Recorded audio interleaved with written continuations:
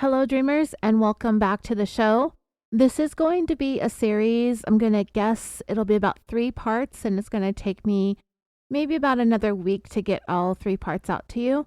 I wanted to put together an update episode on the University of Idaho murders.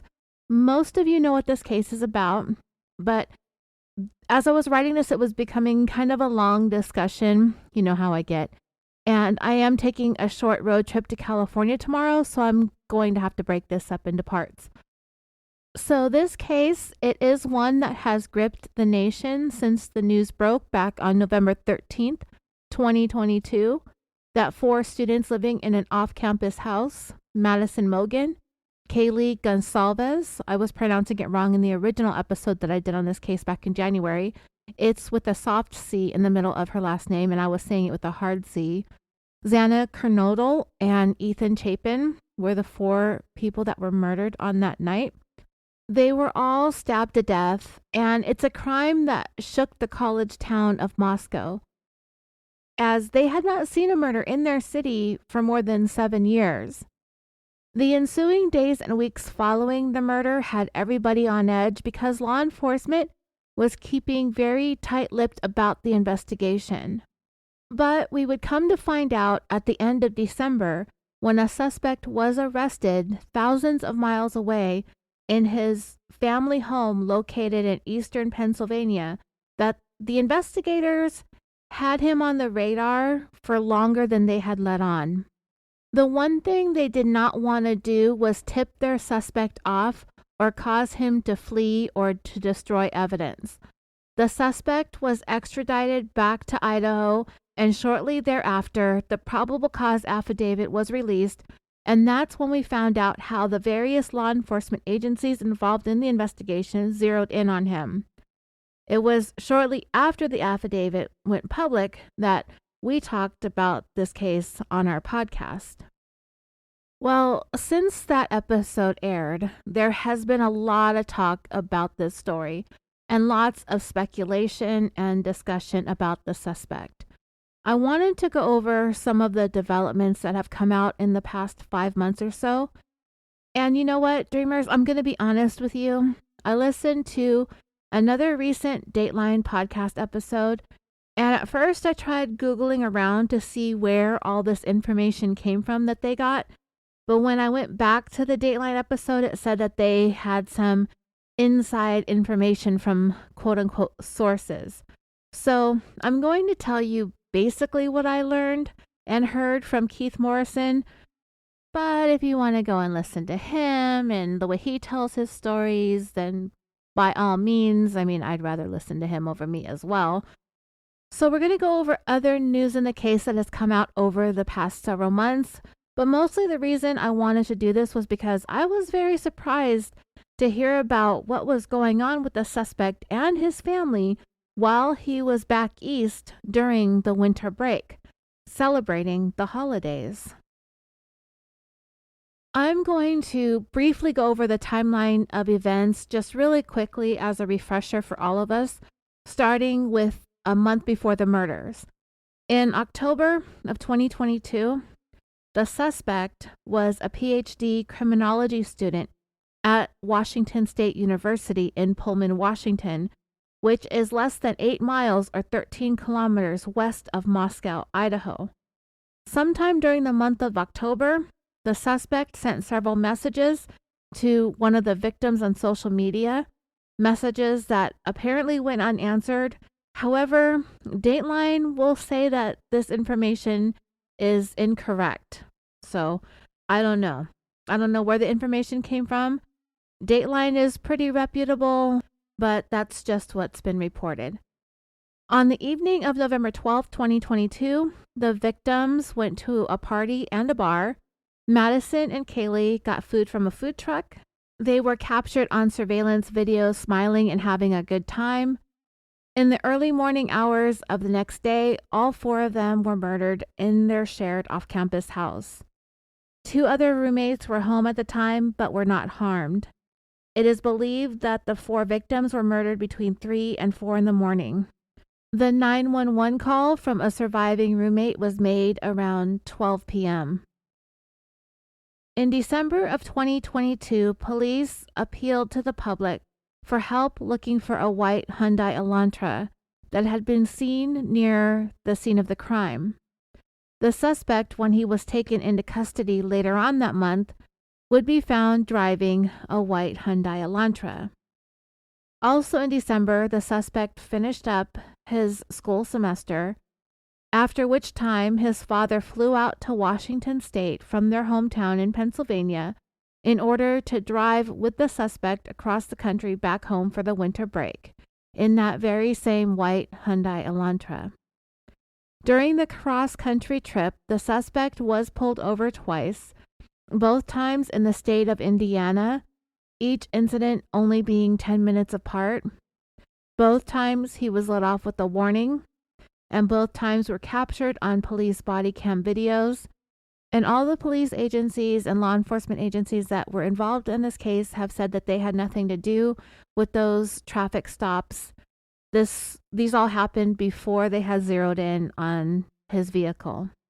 On December 30th, 2022, the suspect was arrested at his family home in Chestnut Hill Township, Pennsylvania. On January 3rd, the suspect appeared at an extradition hearing in Pennsylvania, at which time he agreed to be extradited back to Idaho. The next day, the suspect arrived in the state of Idaho. He is currently being held without bond in the Latah County Jail, charged with 4 counts of murder and 1 count of burglary. On January 12th, the suspect appeared in court for a preliminary hearing. His attorney requested a probable cause hearing to be set for June. But when the suspect was formally indicted by a grand jury on the 5 charges on May 17, 2023, that probable cause hearing was canceled. During that indictment hearing, the suspect refused to verbally enter a plea while he was being arraigned. Almost always the defendant speaks, and almost always we hear the words "not guilty," but he wouldn't even do that. So the suspect's attorney said that his client was standing silent on the charges, so the judge entered the not guilty plea on his behalf. So we don't exactly know what the motive for the murders actually is at this point. But boy, there has been some crazy speculation going on. The general consensus is, I believe, that the suspect had some possible fixation on one of the girls. I've heard specifically that it was Kaylee Goncalves.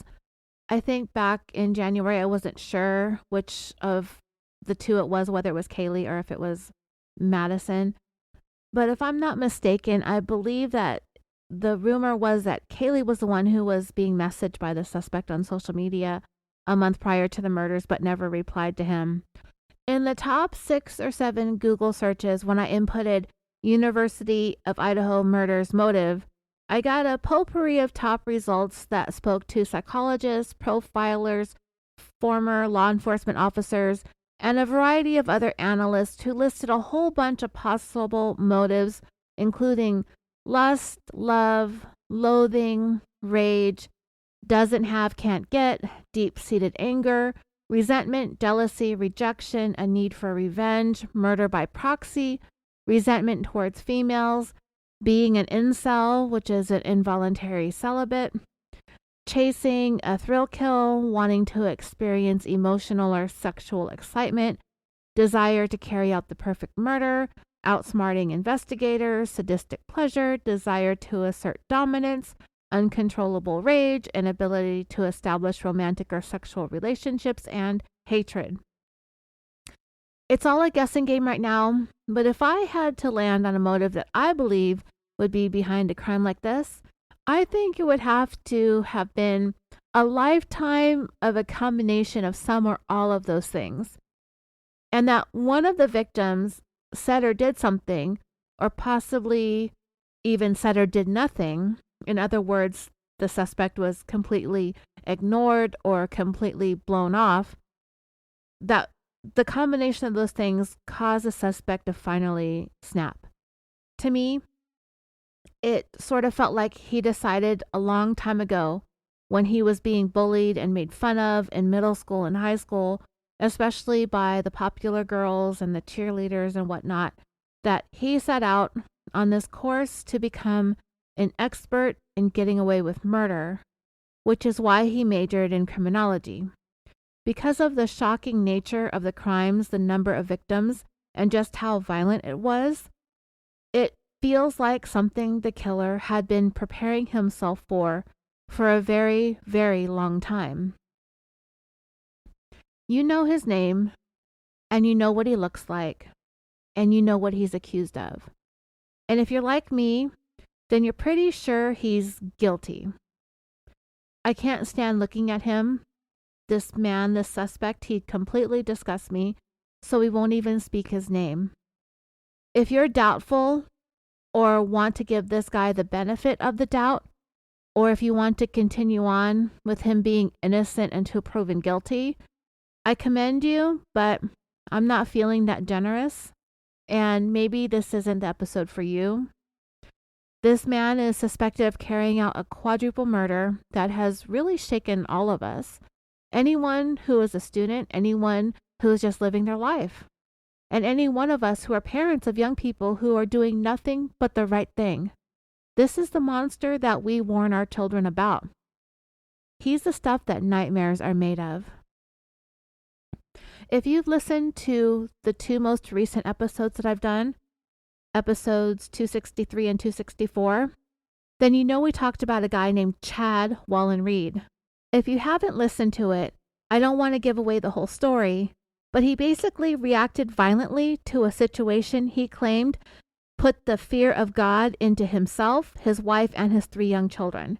And that situation was a group of bored 19 and 20-year-olds acting like fools, stealing some cheap solar lights that Chad had set up down at the end of his driveway. Chad felt as if an act of vandalism was deserving of the death penalty in his book. I talked about how much irrational fear that he instilled in the minds of his children with his and his wife's overreactions to something relatively petty, solar lights. Imagine sending your child off to a small town college in the state ranked 39 out of 50 in terms of population. Less than 2 million people live in Idaho. That's 38 million less than in California. These kids should have been having the time of their lives, and they were about to be done with college and preparing to move on to the next phase, until the boogeyman crept into their home on that November night last year and ended them, one right after another, after another, after another. When this man was done, 4 lives, 4 children, 4 futures were gone.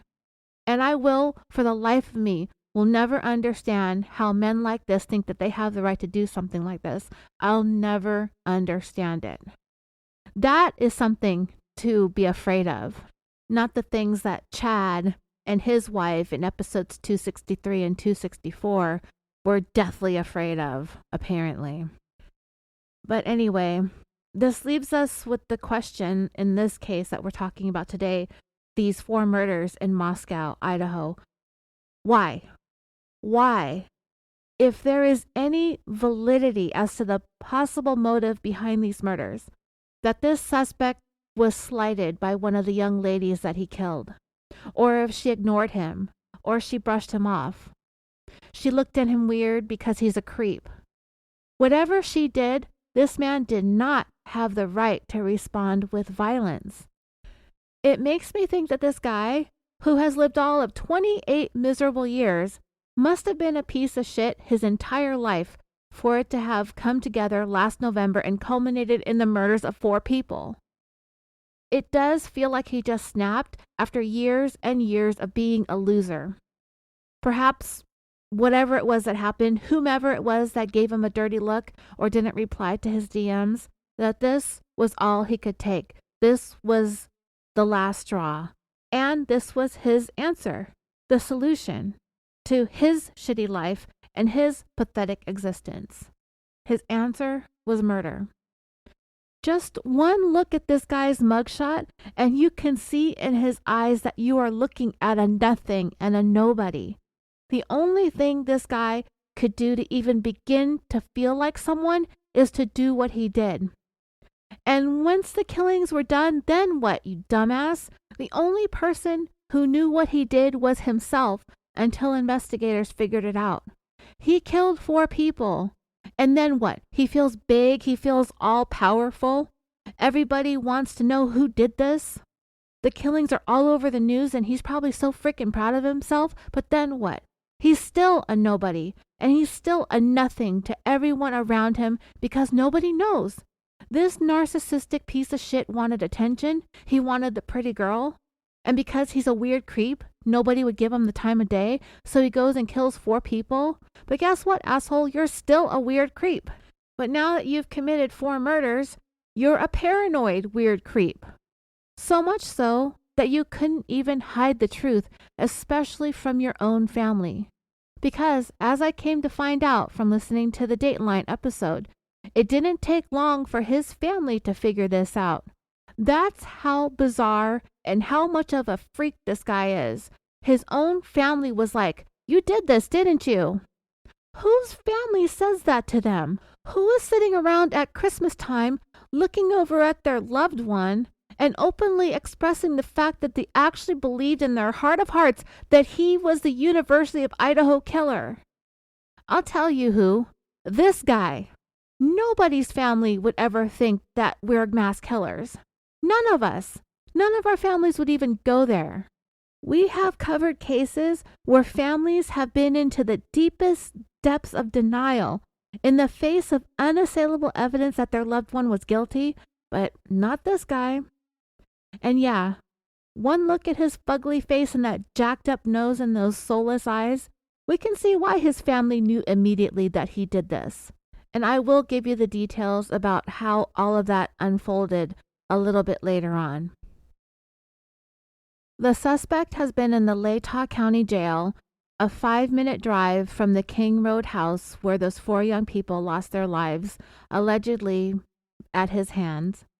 The suspect was supposed to have a preliminary hearing on Monday, June 26th, but because he was formally indicted on May 17th and his attorney entered a not guilty plea on his behalf, or the judge did, at his arraignment 5 days later on Monday the 22nd, that hearing was canceled.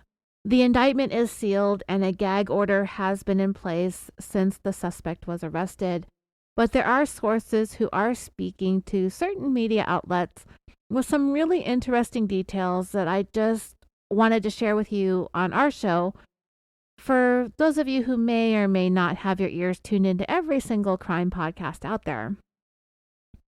Many of our lives play out on social media these days, perhaps more so for those who are in the age group of the 4 young people who were murdered. Kaylee, who was 21 years old and just weeks away from walking away from the University of Idaho, degree in hand, already set up with a new job and a new place to live in Texas when she was killed. She was back at the King Road house for a visit. My first inclination is to say something like she wasn't even supposed to be there, but you know what? That's a technicality. In fact, Kaylee absolutely was supposed to be there, with her friends, having fun, enjoying her life. The same could be said for 20-year-old Ethan. He technically wasn't living at the house either, but he absolutely had every right to be there as well, visiting his girlfriend, 20-year-old Xana. She, along with 21-year-old Madison, this was their home. This was supposed to be their safe place.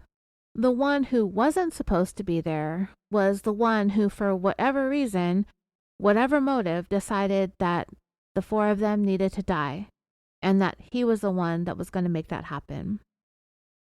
If we are to believe that one of the victims said something or did something or perhaps didn't do something that triggered the suspect to kill, then it is possible that in some capacity social media played somewhat of a role in setting him off. The big 3 social media platforms that they used were Snapchat, Instagram, and TikTok, or at least the ones that were said to have been used most frequently.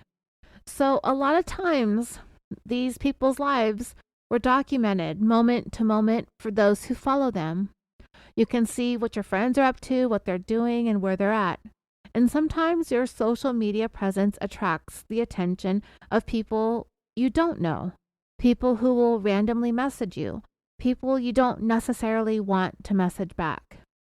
It seems that may have been what was happening here to the suspect in these killings. He allegedly messaged one of the victims, DM'd one of them, but didn't get a reply. According to some reports in the media, the suspect followed Kaylee, Madison, and Xana on Instagram. If that was the case, then it leads me to believe that he knew the three of them were roommates. And because of the way the killer moved through the 3-story King Road house so efficiently, it also leads me to believe that he was familiar with the layout of the home. So how would he know the layout? Well, we do know that this house had been somewhat of a party house. We have heard reports that the police were called about noise disturbances at that house. And if I'm not mistaken, there was at least one occasion when the police showed up in regards to a complaint, and there was a party going on at the house, and nobody who actually resided in the home was present. So, does this mean that the house had kind of an open door policy when it came to parties? Just anybody who happened to wander by and notice a party could walk right in, no questions asked? And from that, it could be speculated that the suspect found his way into one of these parties, perhaps on more than one occasion, and was able to scope the place out. He learned the layout of the home to see which room belonged to which young woman, unbeknownst to her, and at some point she sent him into a homicidal rage, or someone did. This is all my own speculation. I know none of this to be fact. But the thing is, I'm big on motives, and I thought a lot about why this crime happened. And the fact is, people have killed over less. We know that for a fact. People kill for the stupidest reasons. Like in the episode previous to this one, a young man lost his life over a solar light. But in our case today, it just can't be denied that men like we suspect this guy to be, they kill because they're filled with hate and filled with self-loathing. But whatever the case is, for now, the reasons for the killings, the reasons why the killer had one or more of these young people in Moscow, Idaho in his sights is a mystery. But I will say this. The source that spoke to Dateline said that the suspect did not follow the roommates on social media, but it's strongly been suggested that he did message at least one of them or was potentially stalking one of them and was using social media in order to track them. Because those statements are contradictory, we're just going to have to wait and see what happens and develops in the coming months as we move closer to this guy being set for trial. For now, everything is sealed and everyone's been ordered to keep their mouths shut to the media. So all we can do is speculate. Since the killings, there have been lots of questions swirling around who exactly the suspect is or was. Maybe looking into his past, we can get an idea of what shaped him into what we believe him to be today. Personally, I don't think it's all that complicated. If he was awkward and weird when he was little, if he was bullied and teased and ignored by all the pretty girls, then he's simply going to grow up into someone who is potentially very dangerous. We've seen it time and again with the mass shooters and the mass killers. When you get a glimpse into their background, it's not surprising to find a long-standing hatred directed towards women. They have this idealized version in their heads of what the perfect woman is like. And often, these guys are so weird and so creepy that they regularly get rejected or ignored, and that is if they even try to talk to or approach a female. And then, all of a sudden, it becomes her fault. She's the stuck-up bitch. He'll show her, right? And instead of taking a personal inventory of themselves to see what they could do to change or improve, they just sit there and fester in their own self-loathing. Pile on the rejection and frustration across all the years of middle school and high school, and in this case, into college. And one day they just snap. They can't take it anymore. And instead of seeking help or searching for ways to redirect their toxicity, they continue to blame women and they use that energy to hatch a homicidal plan. These misogynistic men cannot accept that they're the ones who aren't right. It's all the women who never gave them the time of day, all of those perfect, pretty bitches that don't even know they exist, right? They're the ones that are wrong. Which gives you an idea of just how absurd these men are. Because how can women be perfect and wrong at the same time? None of it makes sense. There are plenty of men out there who've got it figured out. They have a clear understanding that some women are a fantasy and the rest of them will date you. People who knew the suspect when he was a kid said exactly what I'm saying. He was an awkward loner. He struggled with his weight. Yeah, dude, join the club. He didn't socialize much. He was quiet and mostly kept to himself. And because he was weird and had no friends, he was bullied, and when it came to girls, he was the butt of all their jokes.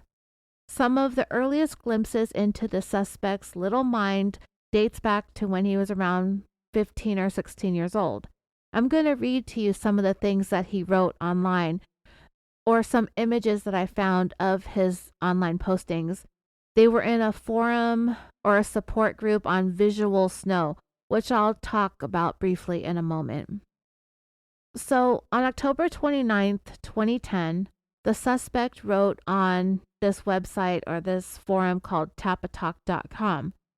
He said, "Have you ever felt like this? I have felt completely disconnected from reality. I feel all the time that I am living in my own reality. It seems as if my brain chemistry is altered from this, even though I am certain it's not. At first, I felt very uninterested in the things I usually like to do, but then it has changed to the point I saw no reason for anything, and everything became boring to me. I feel at times completely disconnected, and as if I can't live like a normal person. When I think about my future, I think about how I will barely remember my mother and father, etc., because I have an altered memory and also have been unable to think of them due to the things I think about nonstop all at once. Visual snow, altered brain, tinnitus, disappointment, regret, etc.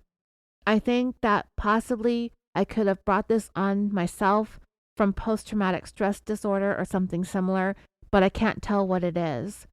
I have had 2 medicines mixed, divalprolex and topiramate, with 16 extra strength Mucinex pills, and I felt like this could have altered my brain, but I remember how it was before, and I remember that I felt like it before. It's all really bullshit. If I have any chemistry change, I have this detox program that can fix it. Okay, so those 2 medications are seizure medications. And this visual snow that the suspect talked about, that is seeing things like you would see static on a TV. And if you're too young to remember what static on a TV looks like, it's kind of like seeing things as if you were inside of a snow globe that's been shaken up. If you're too young to know what a snow globe is, then I can't help you.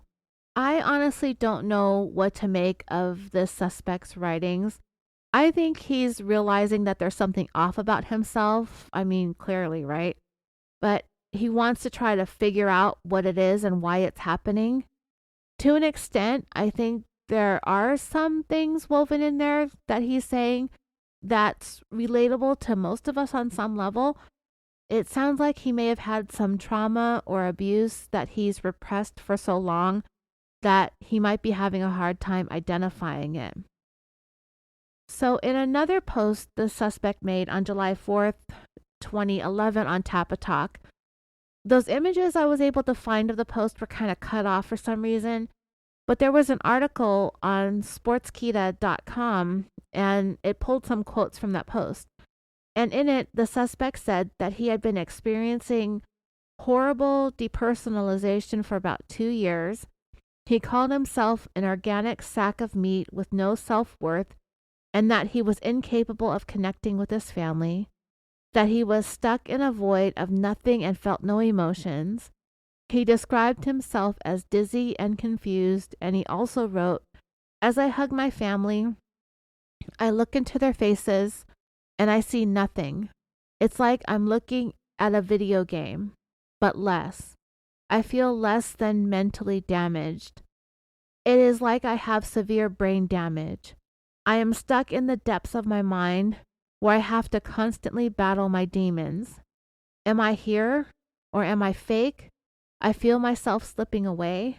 I hear screams faintly, but I constantly battle away from it." On May 12, 2011, the suspect wrote, "Fog, lack of comprehension at some times, no interest in activity, constant thought of suicide, crazy thoughts, delusions of grandeur, anxiety, poor self-image, poor social skills, no emotion. I feel like nothing has a point to it. When I get home, I am mean to my family. This started when visual snow did. I felt no emotion, and along with depersonalization, I can say and do whatever I want with little remorse. Everyone hates me pretty much. I am an asshole." On December 19th, 2011, the suspect had a post where he wrote, "I have had this for over 2 years, and I've had it bad in every single way. Not one night have I slept normal since, and I feel like I am trapped here. I have been able to block it out for a while now, but I realize what is wrong, and it suddenly becomes unbelievable. I am desensitized in every way now. People say these are supposed to be the years I enjoy and cherish. Well, I can't say I will cherish these days." I found a short Reddit post that discussed the suspect's online postings on Tapatalk, and I'll share that with you, and then I'm going to move on from this.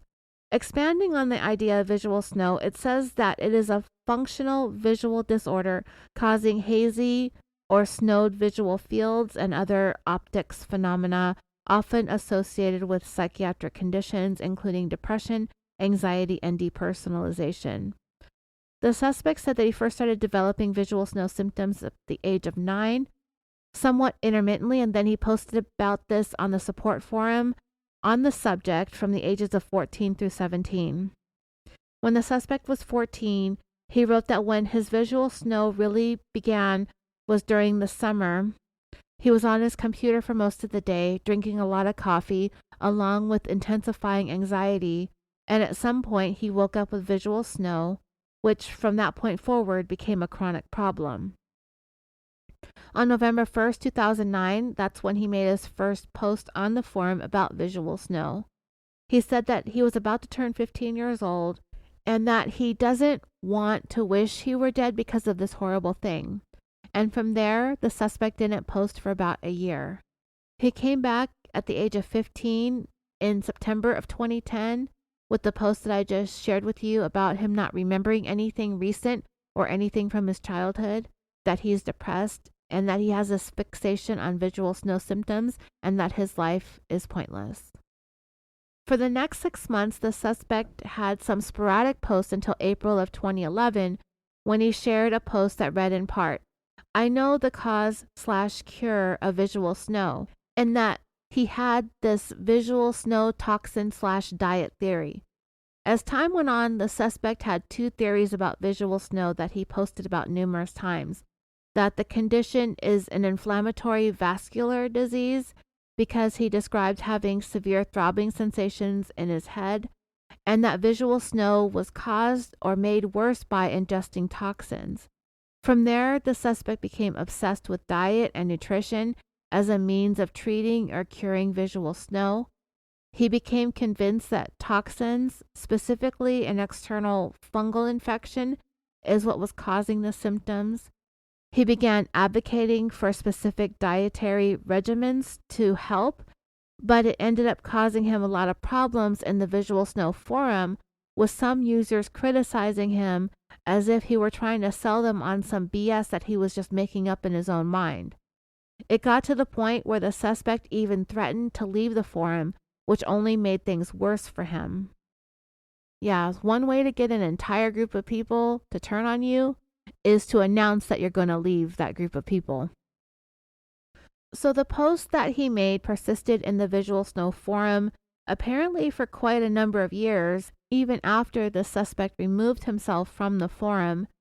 It has become pretty well known that the suspect is vegan and that the obsession of the connection between Visual Snow and diet is what may have led to this vegan diet.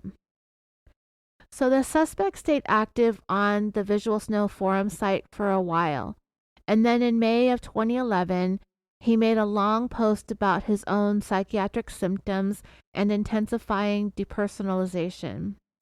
Depersonalization, by the way, is a disorder that occurs when you persistently and repeatedly have the feeling that you're observing yourself from the outside of your body, or you have the sense that things around you aren't real, or both.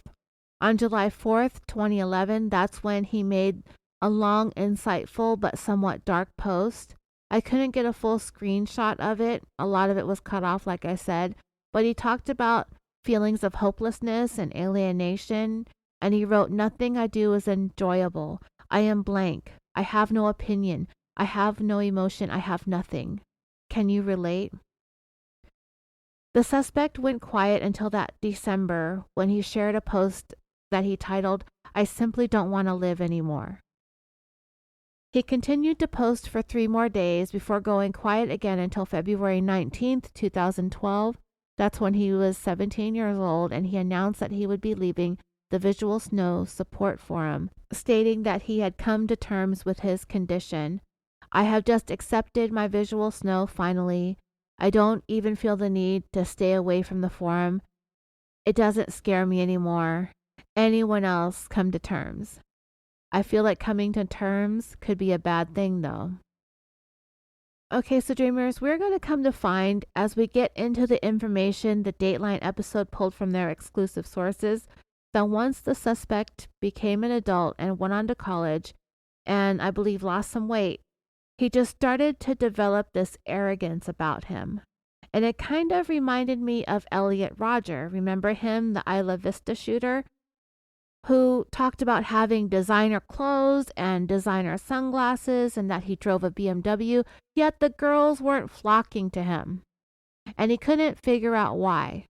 Total lacking any sense of self-awareness, right? Because we all know that you just can't put a pair of Gucci sunglasses on and an Armani t-shirt and stick yourself into a BMW and all of a sudden become less of a weird creep. And I guess what I'm saying here is that I would have to say the same thing about the suspect in the Idaho murders. The suspect himself said that he has delusions of grandeur. Based on the way he was writing and psychoanalyzing himself in these posts on Tapatalk, he seems to think that he has the ability to self-diagnose, probably based on what he's found on Google. But because he himself said that he has these delusions of grandeur, then even he realized at a fairly young age that he's full of shit. When you believe that you have more smarts, more power, more wealth, and other grand traits than what's actually true, and you can kind of tell that this guy thinks he's pretty smart. He probably thinks he's smarter than everybody in the room, which is the case with a lot of criminal defendants who try to plan the perfect murder. It seems pretty clear, even with the limited amount of information that we have about this case so far, that the person who committed these 4 murders tried to do just that, plan the perfect murder. And the fact that the suspect was a PhD student in criminology, I believe, speaks to that level of planning. But it's like how I pointed out in the earlier episode from back in January when we first started talking about this case. It doesn't matter how many college degrees or letters or abbreviations you have before or after your name. It's just about damn near impossible to plan a murder and actually get away with it these days. In fact, it seems like the less planning that goes into a murder, the harder it is to solve. Because you're always going to make stupid mistakes, such as dropping your knife sheath with your DNA at the scene, or using your own vehicle and bringing along your cell phone while you're at the murder. You know, stupid stuff. Because this guy already realized just how disconnected he actually was, how void he was of any sort of feelings or emotions, and just how abundantly insignificant of a human being that he was and is. Even back when he was a teenager, he knew all this stuff about himself. It leads me to think that the suspect thought he could college educate himself into someone of significance, into a person of substance, into a human being who was capable of logical thinking, someone who was sensible and reasonable, someone who could outsmart anyone beneath him who didn't have a PhD. And generally speaking, to become a police officer, you don't need a college degree. You just need your high school diploma or equivalent for most agencies. That being said, I can imagine the suspects sitting around thinking about this murder, feeling as if, they're in this small town that hasn't had to investigate a homicide in 7 years. What are those cops going to know about trying to solve a murder? And I'm not so sure the suspect went into these killings with the intention of killing 4 people. It seems most likely, based on the information that we have, that he was targeting one of them. So if we assume that to be true, then he's planning on going in, committing the murder very quickly and easily without any interference, because at that time in the morning, it's after 4 a.m., it's plenty of time for the bars and restaurants to close down and for everybody to make their way home, wind down, and go to bed. He may not have anticipated Xana and Ethan being there, especially Ethan, still very much awake, looking at TikToks and ordering DoorDash. He didn't think he was going to have the struggle that he was going to have. He never thought he would leave such damning evidence behind. And he probably didn't think he was going to encounter anybody on his way out of the house. He probably thought that he would just do this one murder and these inexperienced, uneducated small-town cops would never be able to figure it out, because he had these delusions of grandeur that he was the smartest person in the room. In the Dateline episode, they had some experts talking about the suspect's online postings from when he was a teenager and the self-diagnosed visual snow. It was said that there were a number of reasons why someone might be experiencing visual snow when looking at the world, and the things that the suspect mentioned in his post was an amalgamation of vague symptoms, including some anxiety, some dissociative, and some depressive. And it caused him to feel very disconnected and broken. And it's been reported by those who knew the suspect that he had developed an addiction to heroin and marijuana, and it is known for a time that the suspect was in rehab. The suspect also struggled with his weight, but eventually lost about 100 pounds or 45 kilograms by the time he graduated from high school. The expert was asked about some of these significant events in the suspect's life during the time he was a teenager and in high school, and they appeared to be ways that he was trying to get people to accept him or like him: losing weight, academic success, opening up in online forums about mental health issues. These may have all been ways for him to get some positive attention as well as a measure of sympathy. Like I said, it reminds me of the Isla Vista killer, Elliot Rodger. If I wear nice clothes, if I have designer sunglasses, if I drive a nice car, then people are going to like me.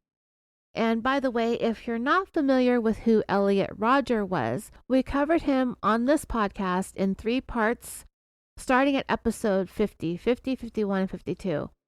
I just went to Google the episode numbers for you, and I found that series being recommended on Reddit. We do get mentioned now and again on Reddit, but most of the time I'm actually afraid to look. But anyway, Elliot Rodger had that manifesto where he wrote about how his whole life was like a shit show of people rejecting him and him hating the world. And basically it manifested into this deep hatred towards women, particularly what he believed to be his ideal woman to be, and the type of men that those ideal women tend to be attracted to.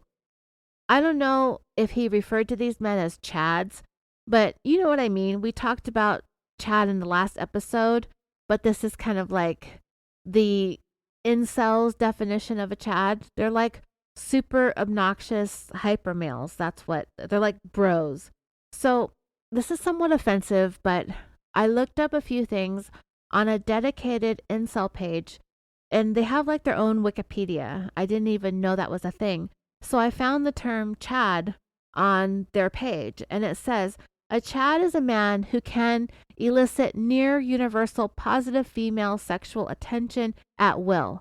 He is usually good looking, muscular, tall, and wealthy, or has otherwise high status and tends to be a fast life history strategist. In countries where team sports are popular and associated with high social status, he is often a jock. He also tends to have intimidating masculine features such as a square jaw, hunter eyes, pronounced cheekbones, a broad chin, and a thick neck. But dreamers, don't get it mixed up, because highly attractive yet less masculine men are often considered quote unquote pretty boys as opposed to Chads. Chads are the primary male beneficiaries of the sexual revolution, according to this stupid website. And the girls that men like Elliot Rodger and probably the suspect in the Idaho murders, they call them Stacy's. And like Chads, they have their own definition on the incel Wikipedia page. A woman able to secure sexual intimacy with Chad. Stacy is vain and obsessed with jewelry, makeup, and clothes. She is an entitled whore whose rich daddy funds her Caribbean vacations so she can go find herself. A typical Stacy entertains a flock of orbiters who shower her with attention and validation, only to open her legs up for a Chad or a Tyrone instead. According to the incel website, a Tyrone is a Chad of sub-Saharan African descent. The most prolific Tyrone in modern history is probably Wilt Chamberlain. I'm quoting the web page directly. This isn't me, okay? Just let's be clear. Tyrone is most commonly found in gangs or in insurance companies. Okay, so I get all of that except for the insurance company part. I'm not really sure what that means. It's not really that important because these incels are just weird and delusional. But anyway, all of that is to say that the motive behind this crime possibly has something to do with the suspect specifically targeting one of the girls that he murdered, or if one of the girls represented this idea of the stereotypical Stacy type, which is utter bullshit that incels have made up in their own stupid, feeble little minds. I've just been getting these kind of Elliot Rodger incel vibes from the Idaho suspect. This is all my speculation again. We don't know what the suspect's motives were. We don't know who he was targeting. Even if there are reasons for these killings, there's no making any sense of it unless we can get into this killer's mind. And if he's as narcissistic as he seems to be, particularly to those who have interacted with him, then someday we might find out what's going on with this guy. But for now, we can only be guessing. One last thing about those online postings on the Visual Snow forum. The suspect, and this is years before the murders took place, mind you, he wrote that he was battling demons, wandering around the streets alone, and feeling like a criminal. So it sounds like the suspect was visualizing himself being a criminal long before he ever became one or became suspected of one, going back to the ages of 14, 15, and 16, more than a decade before the murders ever took place. So after the suspect graduated from high school, he attended a community college in Bethlehem, Pennsylvania called Northampton. It was sometime in 2016 when this woman named Haley Willett, who today is a registered nurse, said that she met the suspect on Tinder and she actually went on a date with him. She posted about her experience on TikTok. They went to a movie. Afterwards, I guess, she invited him back to her dorm. She said it was weird that he tried tickling her, which just sounds so cringe. And then she said that he tried to rub her shoulders. I mean, on a first date? Seriously? I would have gotten rid of this guy so fast. She was able to abruptly end her date by pretending that she wasn't feeling well. Later on, the suspect sent her a message telling her that she had good birthing hips. Freaking weirdo. Why in the holy hell would you say that to a girl? And he wonders why nobody likes him and he has no friends and girls won't talk to him. It's because he says stupid stuff like that. I don't even think that there is a man out there that needs to be told to never, ever say that to a woman ever, unless she's your girlfriend or your wife and she's very, very pregnant. And even then, I would err on the side of caution and just keep your mouth shut. When it comes to the suspect, if all of this is true, what this woman, Haley Willett, was saying, then it does seem like that there is just a lot of issues going on with this guy. He's got a lot going on inside. And one of the experts who talked about these indicators said that it may have culminated in him having these intense feelings of trying to somehow get even. So anyway, when the suspect was 23 years old in 2018, he began attending DeSales University, a private Catholic school located in Center Valley, Pennsylvania, which is a little less than an hour away from his hometown. And a guy who became the suspect's lab partner spoke to Dateline. They were lab partners for a semester. He echoed the same sentiments about the personality of the suspect, that he's odd and awkward. In addition to that, somewhat controlling over the project. He wanted things to be his way or not at all. And he warned his lab partner to not mess anything up. The young women in the class described the suspect as a loner with a staring problem, but they stopped short of calling him a creep. It was just kind of the way that he was, and people just sort of accepted it. Nobody really thought much of him beyond that. The suspect ended up graduating with his bachelor's degree, and that happened right at the onset of the COVID-19 pandemic in 2020. So when the suspect began his master's degree program in criminal justice, he was doing all of those classes remotely. And it was during these online criminology courses where some of the subject matter started to involve serial killers because that was his major. And we've heard early on how at least one of his professors discussed or had the students research the BTK killer, Dennis Rader. So yeah, the suspect was somewhere sitting around in an online master's degree class studying the BTK. He took classes taught by a professor who focused on extreme violence, and one of the books that the students were required to read was the one she wrote about BTK. She was actually able to speak to Dennis Rader on the phone to gather up all the information that was in her book firsthand from the killer himself. I mean, I like true crime just like the rest of you weirdos, but that's just a little next level for me. I don't think I would feel comfortable talking to BTK on the phone, but that's just me. Dennis Rader's daughter, Carrie Rawson, spoke to Dateline about the Idaho murder suspect, having studied her dad while in college. And she pointed out that there were some things about her father that were going on during the early days of his serial killing, dating back to the mid-1970s, that somewhat mirrored what we are seeing going on with the suspect we're talking about in this case. Dennis Rader, his daughter said, was studying criminal justice at the time he was committing his earliest murders. And we know that he was infamously writing letters to the police, giving himself that moniker BTK, which of course stands for Bind, Torture, Kill. Dennis Rader's last known killing was in 1991, and for one reason or another, he stopped with those taunting letters to police for about 10 years and then suddenly picked it back up again in 2004, which is how he ultimately got caught. It was technology that caught up with him, because his dumbass wrote a letter on a floppy disk, and if you don't know what a floppy disk was, again, ask your parents. And that disk contained metadata, which basically told the police where the document was created, which was at the Christ Lutheran Church, and who the last person that modified it was. That would be Dennis. And what do you know? Mr. BTK was the president of the church council at the Christ Lutheran Church. But anyway, he was studying criminal justice and serial killing, and he was actually interacting with the investigators who were investigating him in the capacity of his studies. Kind of like Edmund Kemper. We covered him last Halloween.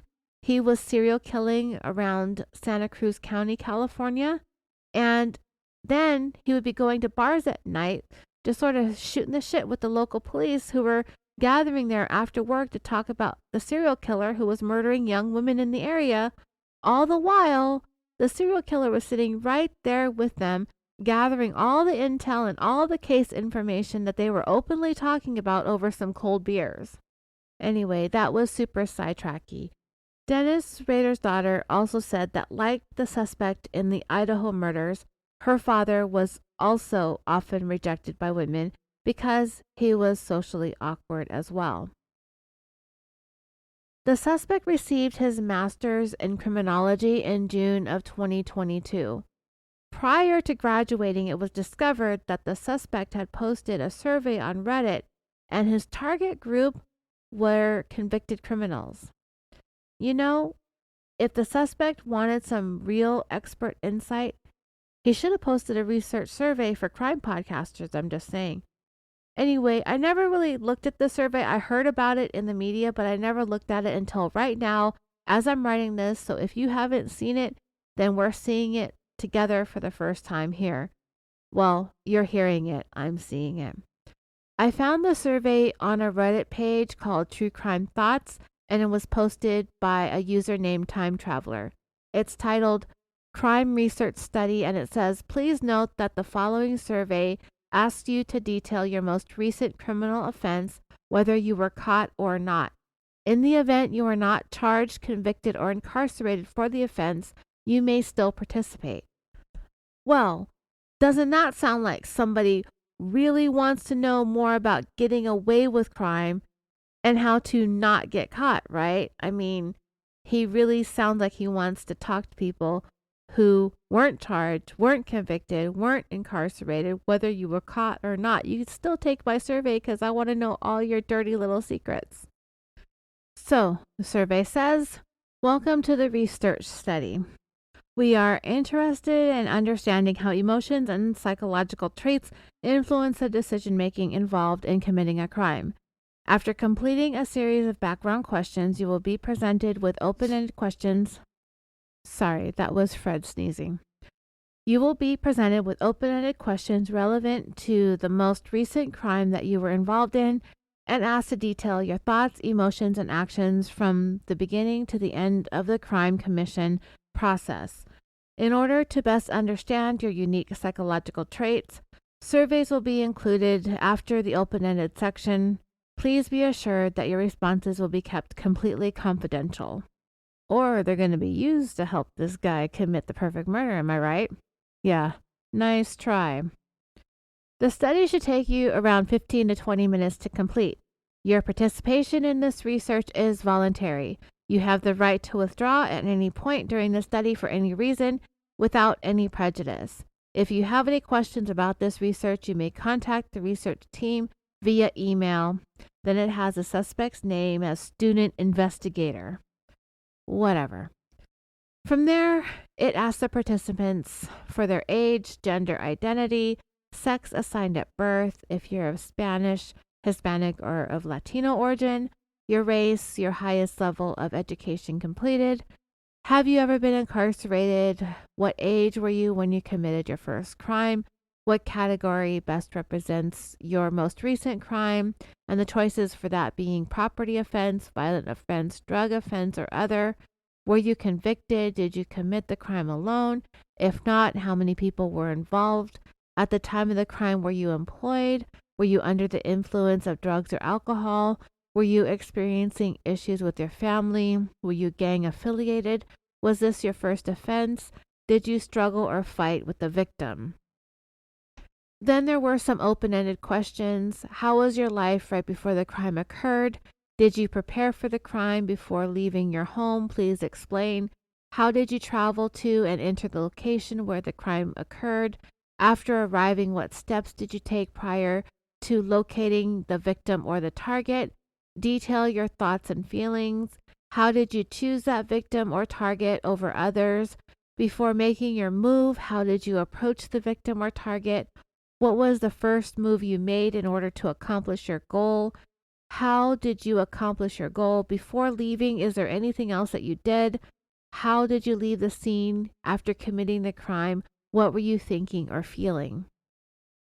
Then the survey asked about being bothered by any of the following: feeling nervous, anxious, or on edge, not being able to stop or control worrying, worrying too much about different things, trouble relaxing, being so restless that it's hard to sit still, becoming easily annoyed or irritable, feeling afraid as if something awful might happen, having little interest or pleasure in doing things, feeling down, depressed, or hopeless, trouble falling or staying asleep or sleeping too much, feeling tired or having little energy, poor appetite or overeating, feeling bad about yourself or that you're a failure or you have let yourself or your family down, trouble concentrating, moving or speaking so slowly that people have noticed, or being so fidgety or restless, moving around more than usual, thoughts that you would be better off dead, or thoughts of hurting yourself. And from there, it had a series of, on a scale of 1 to 5 types of questions: extremely unlikely to extremely likely. You received too much change at a store and decide to keep it. What's the likelihood that you would feel uncomfortable about it? You secretly committed a felony. What's the likelihood that you would feel remorse? At a co-worker's housewarming party, you spilled red wine on their new cream-colored carpet. You cover the stain with a chair so nobody notices. What is the likelihood that you would feel the way you acted was pathetic? You lie to people, but they never find out. What's the likelihood that you would feel terrible about that lie?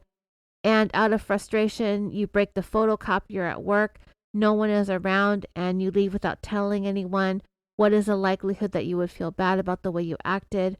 But anyway, there are more questions about behaviors and actions, kind of like one of those sort of psychological tests that you take when you're applying for a job or whatever.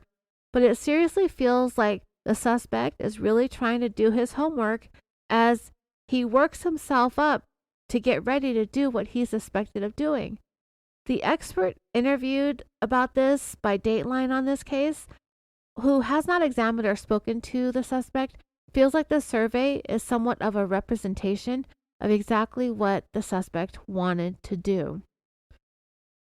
So he arrived at Washington State University only 4 months before the murders. It was for his very first semester in the PhD program. And according to this super amazing inside information that Dateline got, the suspect did some shopping on Amazon before he left Pennsylvania for Washington. And one of the items that he purchased was that K-bar knife, along with the sheath that would end up leading investigators right to him.